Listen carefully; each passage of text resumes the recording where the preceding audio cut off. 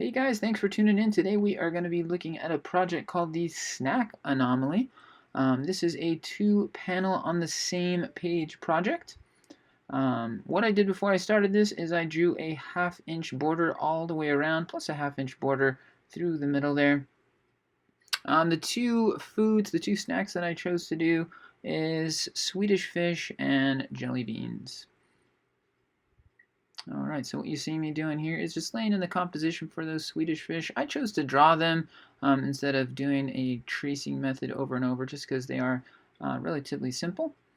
And I was just drawing in my jelly beans as well, and then I realized they were starting to look different from each other, so I decided to use my tracing method here where you draw your object, scribble on the back of your paper, and then you can create a ghost image that gives me those perfect jelly beans. And then I'm just turning the paper and making them look as random as possible. Alright, so there's the inked and drawn and inked version here. Now I'm on to the color version.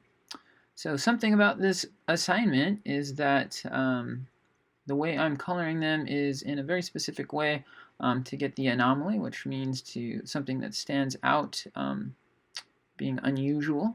So on the bottom one, on the Swedish fish, the anomaly is done using value. So there's one Swedish fish that's darker. And on the top, the anomaly is achieved using color. And the colors have to be complementary.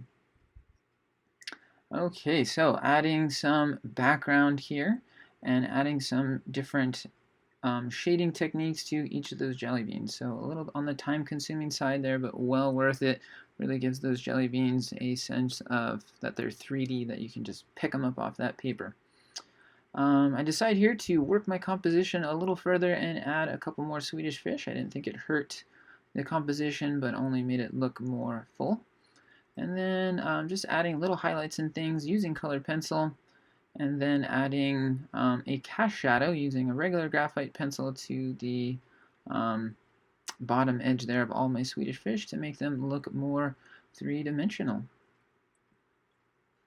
Alright, final touch here. I go ahead and add a background using a greenish gray colored marker, and really like the way that turned out, being it is complementary as well with that red. Okay, so there's the final piece. I thought it turned out pretty well. Good luck with this and have fun making your own. Thanks.